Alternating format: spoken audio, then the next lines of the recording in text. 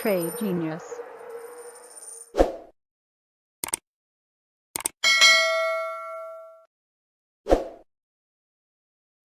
Hey guys, welcome to another edition of the Trade Genius podcast. I'm Philip, and joining me as always is Bob Kudla.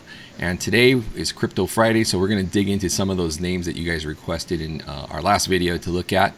And then we'll also dig in to look at what happened this week in equities and a little bit of what's going to happen next week. So without further ado, we're going to jump into charts. So Bob, I think you have the list. So let's transition over to the charts. Yeah, well, I think you have Bitcoin pretty much ready to roll here. So why don't you start with Bitcoin, and then we'll run into some of the alts. Absolutely. So I know a lot of you guys are asking about, where are we with Bitcoin? And I haven't really covered, I haven't given a crypto update in a while. So that's what I wanted to do here is just a big picture of where we are in the cycle. And most of you guys understand what the halving cycles are. Our next halving cycle is sort of looking like it's going to be around March. That could fluctuate, but let's just say March of 2024.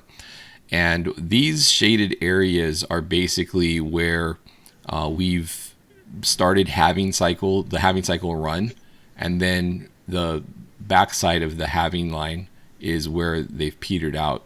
And what's interesting about the last few cycles is that whatever the length of time is at the bottom pre-halving, if we measure the time in days to the halving from the bottom and we extend that same amount of time out past the halving, it usually gets us pretty close in time to where the top of the post-halving move is. So we're at that point now. It's about 500 plus days on average before the halving is where we bottom out. And so that's where we're at right now. So it's a pretty interesting time. Historically, this is where you would start dollar cost averaging or getting positioned for the next run.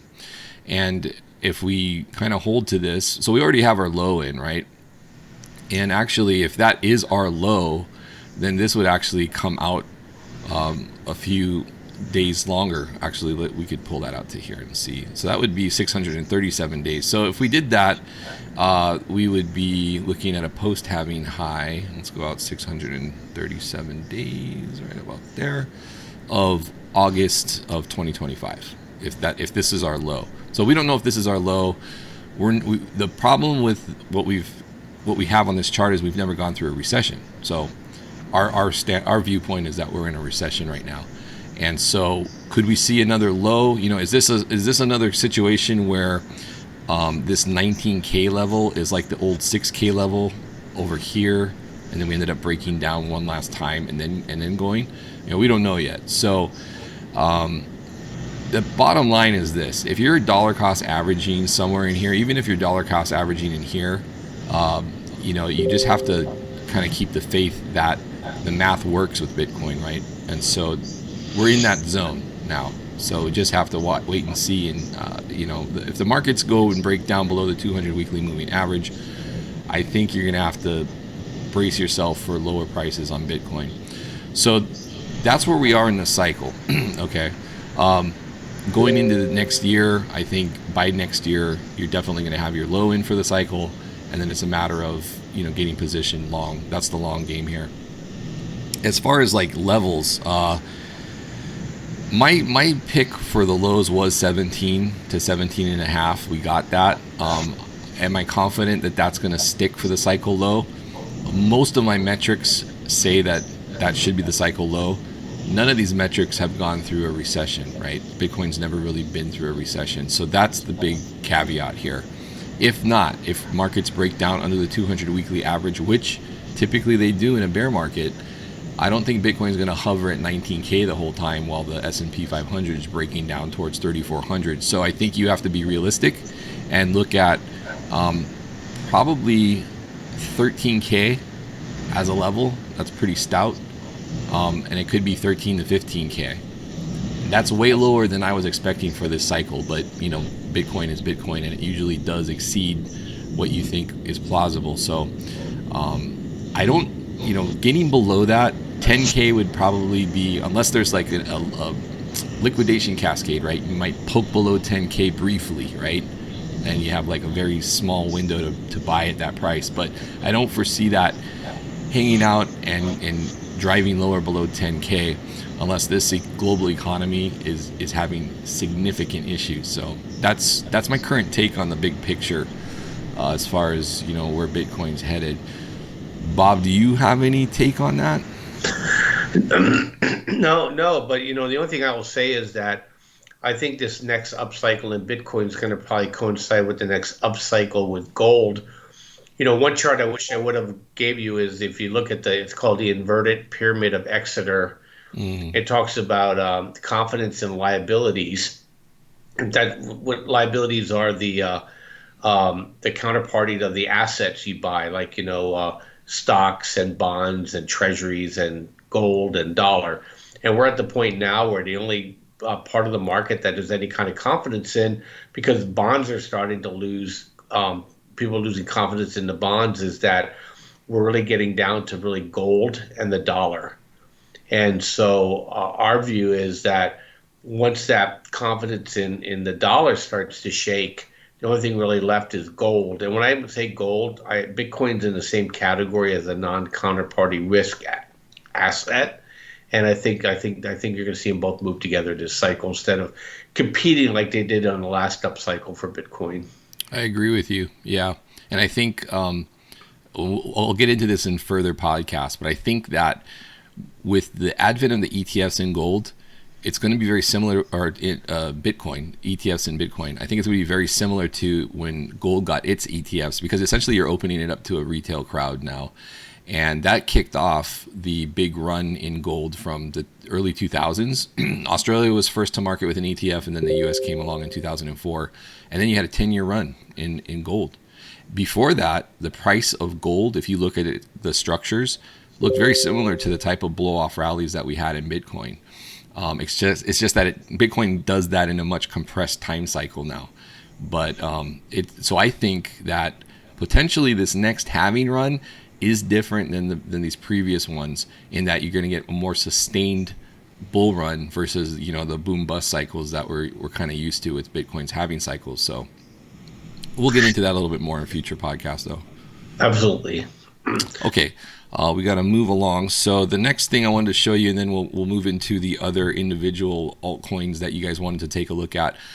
This is just another chart that has the halvings on it, but this one has basically a curve on it, and you can kind of see where this has been really top ticking and bottom ticking the moves. So if we were to get more weakness, the bottom of this actually is 13,704. Okay, so and I could see that happening if we get that pushed down on the equities, especially if like the S&P 500 does end up going down toward 3,000. Then I think you have to be realistic and expect that we could potentially push down to these levels. So just another perspective on that. Okay, so now we're going to go and run through these charts. And I decided to go on the weekly on these because I think that you have to look at things as part of the overall risk on asset class. And like we told you guys yesterday, I think it was, or the day before, about the bear markets and how we're approaching 200 days. And once you get to 200 days, you're probably looking at a run toward 300 days of bear market. So I don't think the bottom's in on these tokens. So the first one up is Link USD. And this is a weekly chart. And I've highlighted the weekly support zone. Okay, I fully expect Link to probably fall in here unless the Federal Reserve decides to go full risk on and pour liquidity back in the market, which the odds aren't very good at that. Then we're looking at a range of $1.50 to $4.80 right now. Okay, that's your zone that you want to accumulate. And honestly, if you're going to break down into 480, then the price action normally dictates that you're going to go to the other side of the range. So believe it or not, that could take you all the way down to $1.50 or thereabouts. But don't worry about getting absolutely $1.50. I think for the next cycle, if you're getting somewhere in this shaded area, as we head toward the halving and beyond the halving, you should be nicely green from these levels. But everyone gets real hesitant when you traverse into these big zones, because it just feels like, oh man, this thing's going to go to zero. I mean, that's just human nature. You got to look at the chart and just know that this is a solid area to take a position in. And then, this is long game stuff, right? So, and I think this is, you don't get this opportunity too often. It comes every 4 years, and this is where you want to be positioned in these zones. Okay, so that's Link, Chainlink, Link USD. So $1.50 to 480. All right, next one is ADA USD. There's a lot of ADA fans, but this is a very textbook pattern. It's an Eiffel Tower basically on a weekly basis, and I think it's inevitable that probably. And if you're long ADA, look, I get it. You don't want to hear about these levels, but 0.028 cents to 0.13 cents basically. That's your zone. I think it's going to have an opportunity to get there. Now, not in a straight line, of course. Don't get me wrong, but the longer the bear market drags on, the longer that, or the more probable I think that's going to happen.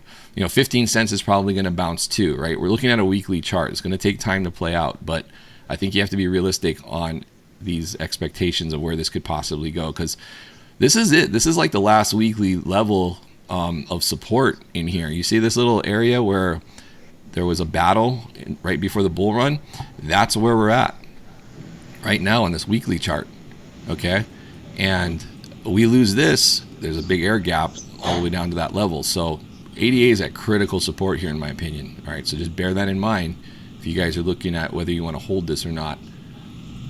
All right, let's look at theta. Same, you're starting to see a theme here. We're getting these Eiffel Towers, okay? Same situation. All right, so this is, we're at a level here. I think I drew a line here on this horizontal. Okay, I think that's probably a nice level, 55 cents for theta. You're obviously going to have another level up here at around 80 cents. But again, 80 cents you probably bounce, but you start losing 80 cents, you're probably going to get sucked down to 55. And that's critical support. And if you lose that, you're probably heading lower. So 18, 20 cents. And again, this is probably washout levels for... And we haven't really seen that in alts. Alts usually wash out against Bitcoin dominance, and we haven't had that yet, so you have to keep that in mind as well. And most definitely we have the conditions for that, especially if this bear market's going to continue to go on toward that 300-day mark. All right, so we already covered Bitcoin. This is more of a weekly look. I actually think, though, that if we have a midterm rally, and this applies to everything we just looked at, all right, then I'd like this trend line up here going up to 23,400 or so. I think that's actually a potential move that we could get. Otherwise, I think, like we talked about, we lose this support. This might be the old 6K level that we had in 2018, and we break down, and that's when those other levels we talked about lower come into play. Another one you guys really wanted to know about was XRP. So XRP, a big following. People have high hopes on it. It's got this SEC lawsuit that's been undecided. I think because we're going up into an unresolved news event, that you're going to have to expect that when whatever the decision is, good or bad, they're going to sell this move off, because XRP is not going to go up while the rest of the market's going risk off, right? So that's all there is to it at this point. And then again, zones, you're looking at 30 cents to 11 cents, 12 cents basically. This is critical support here. This 30 cent level is critical support, okay? And I don't think it's going to hold if the rest of the critical supports in alts and Bitcoin break either, okay? If they win their suit and opens up things for them, yeah, then maybe XRP has a nice run in the next halving. I mean, it's lasted this long, and it's, it has shown pretty good resilience on the price action. It's a token that has an oscillating price action, and that's what you want to see. You want to see it hold ranges like this, up and down. Okay, so you have to give it that. But again, we start breaking down under 30. You can see this 12 cent, and if it's a really bad news for it and you lose 12 cents, well, then you're probably going to 5 cents, and then you're going to be heading to 3 cents, and then below that there's a big gap, and then you're going to be going sub penny. So again, I don't know how low this goes. I'm just giving you like the critical levels here, okay? Just so you see what the levels of support that I'm looking at. All right, here's USD, Polkadot. Again, this thing's right at critical support here at 605, and again, I think you can potentially move up, but you're probably going to be hitting your head at 685 initially. Now, if we get a big move, like something that would take Bitcoin to those 23K levels, let's say, because I think Bitcoin is due for a lower high. as is most of the crypto market. And if so, then we'll probably challenge these weekly highs at $8. My goal for this would probably be 850s for DOT on a bear market rally from here. So that's the big levels there. On the downside, if it breaks down, it really needs to hold 450 or so. Otherwise, we could be doing some price exploration.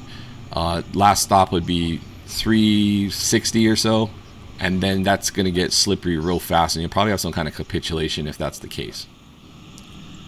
Matic, again, is a weekly chart, very strong, massive support around the 30-cent level. I don't know if I would buy 30 cents though if we go back down there, because you've had a test here on the bull market run, you had your bear market bounce off that. If it comes all the way back in on that, I'm actually looking at probably backfilling some of the inefficiency on the weekly in here.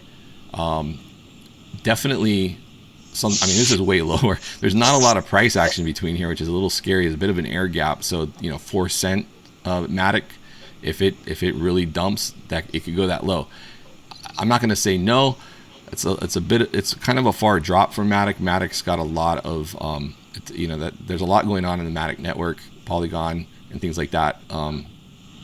So I think we'll see, but just know there's a big air gap here. So if this does start to cruise down, there's not a ton of support in here. We could drill down into the weeklies levels a little more, with a little more exacting levels if we do get in this area, to see if there's some hidden support in here. But just know that this is pretty critical support here at around 28 to 30 cents. Okay, Avalanche AVAX, again, really good project. I don't think they're going anywhere. This double bottom on the weekly is suspect to me. I think they're going to clean it up at $9.28 approximately. I think that's inevitable, and that's going to cut it in half here. But I don't think this what I call a poor low or an equal low is going to hold up through this bear market. So I do think that's the downside for it. I would actually probably buy that just for the initial reaction back up.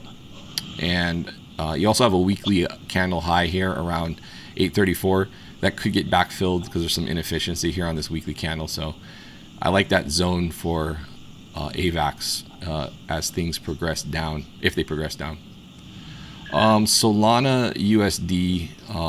Solana obviously has come up from like sub-dollar levels, right? So massive gains. But as this starts to come back down, these people are going to capitulate where they have support. And so there's, again, it's another case where there's a lot of weekly inefficiency that could create kind of an air gap, and you could see a significant drop if some of these levels hold. So the longer we are sitting on these levels, I think, and the bear market progresses, like in this particular case, if you start getting below 20 and start breaking below 18 even, I think you have the potential for a bit of a cascade down, and you probably have a date with towards $5, believe it or not. And I know these dollar amounts seem ridiculous at the moment, but you start losing these levels in crypto and they start to come off really fast. So just bear that in mind if you're holding these from lower. You don't really want to give up these gains. I mean, on anything that you've ever traded, stocks, I don't care, whatever, these kind of gains aren't common. And so if you were fortunate enough to have the foresight to get into these things that were like sub $5 or even sub dollar, don't give it all back. You can reload. VET USD. That's, again, another situation on critical support here at little over 2 cents. We lose that, you're probably going to go straight down toward sub 1 cent. And if you lose that, you're going to be heading toward 0.003 cents. Okay, it's simple. You're just, each one of these levels unlocks a new range lower. Okay. Now, if you lose a level and you break back above that level, okay, that's bullish. You want to buy that. We call that a head fake. Okay, so just make note of these levels and then watch. I'll just show it on this. It applies to everything, but I think it's important to note, if you do one of these moves like this, let's say you come down, okay, you bounce. If you do one of these moves here, you want to buy that right there. That's what you want, because this traps the bear trap. Okay, so that applies to all of them. If you see that on a weekly basis, major signal to go long. Simple. Or you can drill down and look at the indicators and things like that to really pinpoint your entry. But roughly speaking, that's the kind of stuff that I get bullish on. Okay, Zilica, again on critical support. I think we're getting repetitive as far as that goes. Everything's on critical support. You lose this level here, basically, that it's sitting on. Actually, let me just mark this off here. So about there, 2.024, 0.002, 2.5 cents basically. You lose that, and we're probably going to go visit this next level down, which is going to be here, around 0.0138, 0.014 cent. Okay, and if we get below that, you're going to probably go straight on down to this weekly top area of about 0.008 cents, but you're basically going sub penny. So these are critical. These two levels are critical. If you're holding that, you don't really want to hold below that, in my opinion. And then Litecoin, this one's been around a long time. I was a big fan of Litecoin in that I thought it would be, the silver to the Bitcoin gold. And I think that probably is going to be the case, just because retail is always going to look for a cheaper version of something. But it's becoming redundant. When the Bitcoin Lightning Network was introduced, it created fast payments. And that was the thing about Litecoin. It processed blocks in 4-minute increments, I believe. And so it was a faster payment method. But now with Lightning instant payments as a side chain to Bitcoin, this gets a little redundant. It is a test bed for new tech, and that some of that tech does find its way into the Bitcoin blockchain. So there is some value as a test bed that runs live. But just that's my take. In the reality of things, it's getting a little redundant, as are other payment coins like Digibyte and things like that. So, but is it going to go away? Probably not anytime soon. Again, some major levels I think you need to keep an eye on as we come down: 2830, 2160, 1845. You lose 1845, again, it's one of these issues where you have a big air pocket from the move up, and then you have to look at this next zone of support at $6. You lose $6. You can see all the way down to 294. I'm giving you the downside targets because I think focusing on the downside targets as we progress through the next couple quarters is where you want to get positioned on these. Okay. To the upside, if this thing pumps, you're probably looking at 98.48 if we're lucky and we get a nice bullish run into the midterms. Okay, but liquidity is contracting from the alt market, so you can't compare what we did in the 2021. All right, that was just full on liquidity flowing into every risk asset imaginable. Is not the case right now. Okay, but that 98 area is major weekly resistance. If we do get a sustained run over the next few weeks, it is possible to see that, because we did get, like, if you look at this candle here, pretty big weekly candle as far as range and wicks. So Litecoin usually does get its move on, and it usually pops off pretty quick. It also would signal probably the end of that cycle, because for some reason Litecoin brings up the rear on these moves. So just bear that in mind. And I think that's it. That's our crypto update. So we're tied to the risk on markets. I guess, Bob, we can kind of go and look at the markets in that respect. We can bring up SPX here real quick. Sure. And then we'll get out of here. So the 200 weekly moving average is right about here. I don't think I have a moving average on this chart. Actually, you know what, guys? Let me bring up a chart here. And why you're getting that together, Phil, is that Phil trades the cryptos. What time frame is your favorite time frame to trade in the trading room? I like the higher time frames, to be honest with you. I like when we see swings that we can potentially get on like the 2 hour or 4 hour chart. Obviously we look at the higher time frames, but because you can get really chopped up in altcoins, and they lack the liquidity really for getting down. Like, we can trade ES, right, or SPY intraday. It's a very liquid market, but you don't have the same liquidity as we see in the big legacy markets, right? That the altcoins are very illiquid at times during the intraday. So I like to go with the bigger reference levels or the bigger indicator signals. But here's the S&P 500 essentially. I'm just looking at it on the E-mini futures, and you can see we came down to the 200 weekly moving average. Dead cat bounced it, held, false breakdown on CPI, boom, back up, and then kind of dead cat bounce, but we're holding a higher low. And if you look at This is just my take, and I'm gonna let Bob chime in. If you look at how we do these bottoms, you see there's a lot of false starts and things, and then we finally get a move, right? And so you see these big like Eiffel Tower type moves, and we're getting that again here, right? You saw it here too. You see it here, and then ultimately you get a move, right? So I still think there's a potential for something like this to happen potentially here, and you can see it on the larger moves. Okay, this is a 4 hour chart, but if you look at like that June or July to August move, look how much head faking we had at the base of that, right? And it kind of looks like that, right? But ultimately, one of these lows has to hold, and a higher low has to hold. And like this was extremely tricky. If I don't, you remember Bob toward the end of June and July, this was like, oh, we're rolling over. No, we're not rolling over. You know, like you make a lower low here, but then you immediately skyrocket back up, and then you take out this high. So it's tricky. But this is what I'm looking for. I'm looking for this low to hold and a higher low to hold. That higher low may have been today. Hard to say. All I can tell you is that as we discussed with you guys, there's a lot of liquidity coming into the system still. And historically, especially toward the end of October, we get a really, really strong push into the midterms. So I think, as with most of these bear market, before these bear market rallies, we get this area of confusion, and I think that's what we're seeing here. Bob, what do you think? What's your take going into next week? Yeah, no, I think you have it exactly right. Probabilities tell us Q4 up. Seasonality with midterm tells you Q4 up, at least the first half of Q4 up. Volatility will tell you that the traders now are going to be closing out some of their books for the end of the year, and they're looking at 1 and 2 months out. So you're going to get that risk off taken away, and then expectations for the earnings reports have fallen incredibly. So even though the reports may not be good, they're going to be better than what's been piped in, and you're likely to get a bounce too.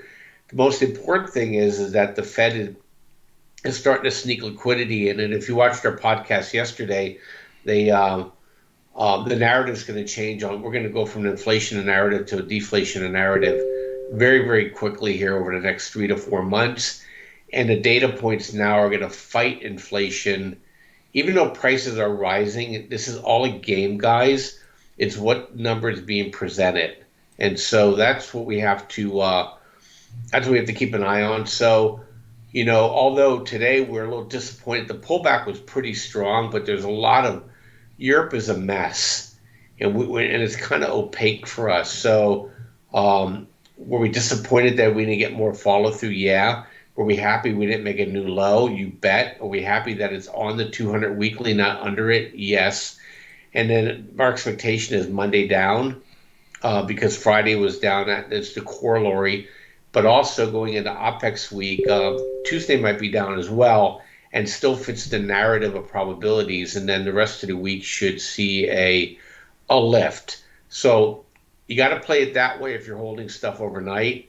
And in fact, the podcast that we're going to do tomorrow, I'm going to talk about some bright spots that actually happened in the markets today that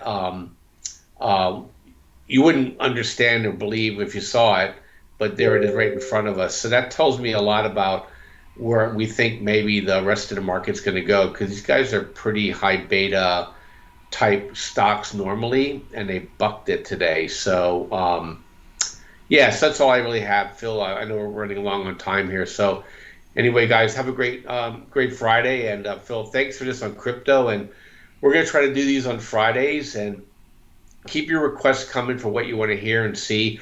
I know you guys want to talk gold. I know you guys want to talk oil, but we had so many things that was already in front of us to get to. I promise we'll get to everywhere, and we'll get to every sector, and we'll talk about anything. So it should be a pretty fun ride. Tell your friends, hit notifications, subscribe for sure, like it for sure. We're putting this content out for free, and this is a way in which we can get exposure to what we do, and hopefully provide better content than what's out there in the Twitterverse and the YouTube world. Things that are actionable and things that we're not blowing sunshine up you. We want to give you good data to help you become more wealthy over time. Yeah, I agree. All right. Thank you so much, Bob. And thank you for watching. And like Bob said, please hit like and subscribe. Hit that bell for that notification as well. And we'll see you on tomorrow's podcast. Thanks for watching, guys, and listening. Take care. Bye bye.